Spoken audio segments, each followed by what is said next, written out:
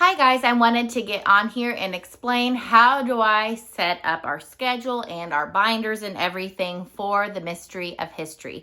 This is volume 3 here, and I have this set up fresh so you guys can see what we do. So this right here is the student textbook, and on the inside of this cover you will have a special code unique to you that gives you access to a free PDF download of the companion guide. And the companion guide is going to have all the things that you need for worksheet wise and all of that stuff, which I will explain what all is in that. So you definitely want to make sure you have the student text. We love it and we use it. So here is my students, in this case my high schoolers binder. But the Mystery of History you can use for kindergarten through a senior in high school. So this is a 2-inch binder. So in the front from the companion guide, I always print off like the table of contents so we can see what we are learning and what lesson. And volumes 2 through 4 are 28 weeks with 3 lessons a week. Volume 1 is 36 weeks with 3 lessons a week. And I highlighted these things because they're in bold, and these are important dates that they want to work on familiarizing themselves with and also memorizing. So this next section here, I have planning pages, and you can purchase this for $7 in a PDF, and this is amazing. Like if you just bought the student text and anything else, this is one of the things that I would not do without. So the way we do this, I have it set up where this is like day 1, day 2, day 3, day 4. So on like a typical week, we start with a pre-test. This is not graded. This is just like to set the student up. Like, what are they going to learn for the week? Do they know any of the information possibly? And sometimes it's like a Jeopardy thing, so they try to make it fun and engaging. And then we go into the lesson, and during the lesson, my child will follow along with the text. We get the audiobook because I speak a lot and I teach a lot of different things, and sometimes I need to save my voice. And you can either have like a notebook paper like this spiral bound, or have notebook pages, but we buy for an additional cost their notebooking pages. And I kind of combined one that's like a layout here and blank together, so they open it up and they can take, my oldest can take notes however they want. So with this, I typically have middle schoolers and high schoolers take notes. For elementary students, instead of taking notes, they have color pages that you can purchase, and they can color that while they're listening to the lesson. So once the lesson is done, they've taken their notes. My child looks to see, we only pick one optional activity based on their age. So you can choose all. There's young, which is elementary, middle school. Like this could be middle school, or older is high school, or high school students, which is older. So you pick just one activity. So I look and think, okay, what would my child want to do? What do I want them to learn? So this day, so they would do the pre-test, the lesson, take notes. They're done for the day because there's nothing here. Then on day 2, listen to the lesson, follow along with the text, take notes. They would look over here. Oh, mom has highlighted this, so I need to do this activity. So this is the 2A, so it's lesson 2, and it's the second one, art gallery, and it's on page 10 through 11. So I have my companion guide print offs here. So they would go here. So this is the pre-test for the week. And then here on page 10, then this explains to them what to do. Once they get that done, then they are done for the day. Then on day 3, then they listen to the lesson, follow along with the text, take notes. Then they already have the activity done for the week, so then they're done. Then on day 4, you pick either memory cards or timeline figures. My oldest does not like to make flashcards if at all possible, so we chose to do the timeline figures. So in the front of the companion guide, it explains that you can make your own timeline. You could do it on the wall, you could do a notebook, or you could just fill in the dates and the names. Or at an additional cost, you can purchase a PDF of the history through the ages record of time timeline that you can print off the timeline figures, or you can make it into a notebook. You can make it in a notebook where it's this direction, or we chose the notebook this way. So this will have all 4 volumes in it. So this you can see where my oldest has completed like volume 1. So this is what it would look like, and it tells them, and here I'll show you in a second, what where they would actually place it, because sometimes the dates don't follow up on here because this is not made by the Mystery of History, it's made by the publisher, so it has some different dates on there. So then right here, this is where we left off with volume 2, and then I have the timeline figures here. So I printed all those off ahead of time, so then they will cut out. They have it to where you can just have the picture, or you can have the text underneath. I chose to print off the ones with the text underneath. So that's what my child will go through. And typically each week there are 3 timeline figures that they're working on. So on here, I love it. Again, it gives you the pages in the companion guide. So this is pages 15 through 16. So here, it's the Wall of Fame. So the Wars of the Roses, Cosimo de' Medici, and the rise of the Italian Renaissance, and see how they give the dates. And then the third one is Ferdinand, Isabella, and the Spanish Inquisition of 1469. So they would find those, cut them out, place them on the dates given in here. So that's how you would complete the timeline figures. And then we do the mapping portion. So for mapping, you will need to purchase on the website this Atlas of World Geography and the Historical Atlas of the World. So we use both of those for mapping. So on here, they can have it all or broken down by the age group. I chose all for this one for a review over the continents, and then the older one, since this is for a high schooler, Europe and the 1500s. And again, this tells you what pages, so 16 to 17.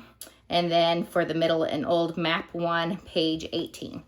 So we go to the companion guide pages that I have printed off. Somewhere in time, here's the all students continents. So using a globe or map, review the 7 continents. And then the 5 oceans. So that's just a good way to overview. So they're familiar with that and they aren't rusty. And then, since I have an older student, so they are going to be doing Europe in the 1500s. And so it explains what materials they need for this, that they need the Historical Atlas of the World. So this one here, pen or pencil, color pencils, or fine tip colored markers. And they're to find and label these here. And then it can tell them what to color and everything and what to title it. It says to file it in your student notebook under Europe, but we found that just keeping it together like this is easier for me to check it. So, and then this is map 1. So this is where they'll do all of this mapping. I found if I print this and this on separate pages, it's easy for them to like take it out of their notebook and check things off. And then when they're done, pop it right back in here. And then we go back to our planning pages.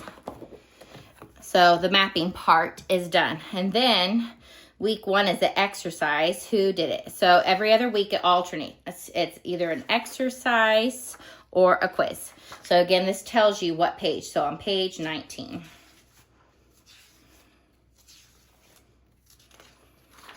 So this is an exercise. So using your book for assistance, circle the right answer. So here is the question. Is it this person or this person? Circle it. So this is how I also come up with grades. So like for this, there's 18 questions. So I would do like out of 18 points to see what they get correct.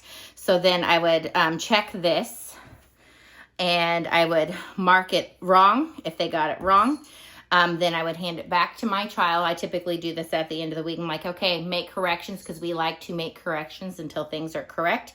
If they get it correct, then I give half credit for that. So like, for example, they got 1 wrong and they got it correct. So I give them half credit. So then they would have 17.5 points out of 18. And that's how I get my percentage for the grade for this. And then you go back to the planning pages and so then they would be done for the week. So then I'd write the date completed on there, and I check it off, this week is done.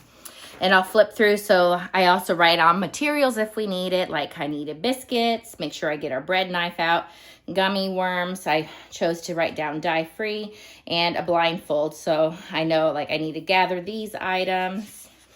Let's see. Here's some chocolate samples on here. There's a presentation of like the history of chocolate, and I chose to use PowerPoint or Google Slides and teach my high schooler how to use this. And so I wrote on here, present on Friday. So with this one, instead of completing it all on this day, it was going to be a day with me explaining Google Slides and how to put pictures on there, how to put text on there, and then they're going to work on that the rest of the week. And then come Friday, they're going to present it and then have some chocolate samples to go along with their presentation. So it kind of just shows you, like on here, there's a field trip option. Instead of going on this day, I chose, okay, we're going to take this field trip, which is to an Indian restaurant. We're going to do that during fall break as a family. Let's see if I could find another example on here. Okay, so over here, I chose we're going to watch the movie, so Man of La Mancha. So we like to have a Friday family movie night, so I wrote that over here that I needed to either rent this or purchase this DVD off of Amazon, and then we'll watch this Friday evening as a family. So those are just some things on there as well. And then let me show you another example. So like on here, the last week, and you'll find this like at the end of the first semester as well, there's like a worksheet 4. So this isn't an exercise or a quiz, and then the semester test. So I spread these out. So the timeline figures and the mapping would be on day 4, and then we would have these on different days. But since this is volume 3, so 2 through 4, I actually have these on different weeks. With volume 1, I would just add on the extra days to allow time for studying and allow time for completing this. So that's how I set up the binder here. And then I'll show you a couple other things that I have set up. So this is my binder. So this stuff comes from the companion guide. This is a 1/4 inch binder, so a smaller binder. So in here I printed off what the lessons are. So I have an overview by quarter of what they are. Then I just printed stuff towards the end of the companion guide in the appendix. So I printed off just the section A, the student maps, and it kind of lists out what the maps are here, so you can make more copies, or here you can look to see how many copies of which one for younger, which is elementary, middle school, or the older students, which is high school. Let me get to the next section. And then here, section B is the supplement books and resources. So this is where you are going to have different book recommendations, atlases, art books if you're wanting to add art onto it. They have the category of church history and the Reformation, since that's what we're covering, early American history, and they have it divided up by all students, middle, older. They even have younger, middle. And then they have read aloud favorites in here, time period classics, and then primary resources, and then they even go in by lesson, so books, and they even have documentaries and movie recommendations on here. You don't need to do all of these things. If you do like read alouds like I do, we pick one per quarter to read aloud. And then I get some ideas because my oldest loves history, so I add historical books to their main literature, so that this is where I go and get some ideas. So they have it all out here by lesson and age. Then section D, this is the answer key. So this is where you're going to find all the answers for the pre-tests, the exercises and quizzes, all of the mapping depending on what age group your child is, and this has it for every week. And then let me go to another section. So like towards the end of the semester, there's worksheet 1. So you have all of the answers here. And then, yep, so then even if you have like an exercise, it's like a crossword puzzle. And then you would even have like your semester test answers in here as well. So that's kind of how I set up my binder.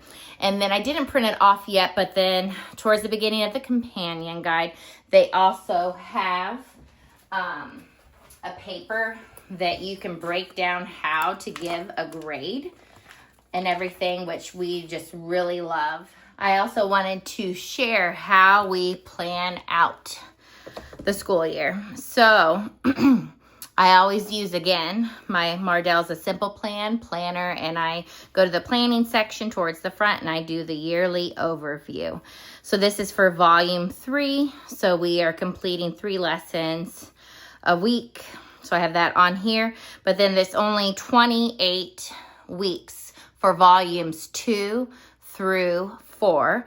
So we have some weeks that we aren't doing things. So when we finish like the first semester, which is 14 weeks, then the next week we'll do worksheet 2, study for the semester test, then take the semester test, and we're going to split the semester test over 2 days. So I wrote that note on here, and then we're off for 3 weeks before starting the third quarter of the next semester. And then I have that laid out here and spreading out the worksheet 4, studying for the semester test, and then completing the semester test over 2 days. I have some things on here like we want a field trip and going to a certain restaurant, and I have that on here that for fall break, and like on here I marked with an asterisk here that there's some materials that I needed to get in. It might be something that's like a perishable item or like food, because sometimes there might be recipes or different things that we're doing.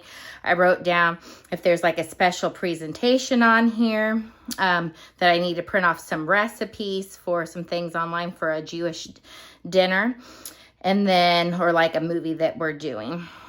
Or just a note for like recipes or some things like I need to bake some biscuits ahead of time. So I wrote some of those notes down on here. And then my oldest likes to know in his assignment notebook what day he's supposed to do his one weekly activity. So here I put a 2. So on day 2 is his activity.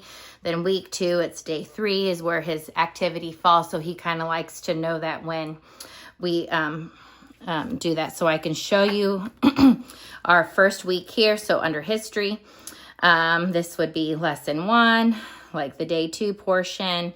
Day 1 portion, day 2 here, asterisk. So then he knows I'm doing an activity here, day 3, and then day 4 activities. So that's how we kind of set up our overview of like looking at the whole school year to make sure that we complete this in one school year. Okay, I grabbed our progress report from last school year when we did volume 2. So this is in the companion guide that you can print off. So the pre-tests you don't give a grade for, so I just checked that off for to completion. And then I wanted to have 100 total points possible. So with the lessons, there's 3 lessons a week. And so I gave 15 points for completing each lesson, and that includes notes that I typically do again for the middle and high schooler kids. And then the activity, so we pick again 1 per week, and I'll show you in here on the planning page. So like for the activity here, if they complete that, then it's 20 points. Then it's either memory cards or timeline figures. I did 15 because there's 3 per week. And then mapping 20 points. So then that gives you a total for 100 points. And we do all of this to completion. So if they got something wrong on anything, then they can ask questions about stuff and we'll talk through it. And then if you flip over to the back, so you have your weekly points, which comes from this side. So you add that on here, and then you'll have a quiz or an exercise, and that's out of 100 percentage. So it just depends on what they got for that week. And then we average those 2 numbers together for the weekly grade. I add on the grade for a semester test. And so then I take these 2 columns here and I average all of these together, and that gave me my semester 1 grade. Then the next semester, I took all of these grades here and the semester test, averaged it and got this grade. Then I took these two here. I averaged them and got the final grade for our whole year of history. So that's how I do grading for the Mystery of History. So then if you guys have any questions about how we set up things for any of the volumes with Mystery of History, please let me know. It is our favorite history curriculum that we've used in our almost decade of homeschooling, and we've even met the author and her husband at a local homeschool convention, and we just love them so much, and we really appreciate what all that they have done to provide such quality Christian biblical worldview curriculum. I hope you guys have a great rest of your day and happy homeschooling.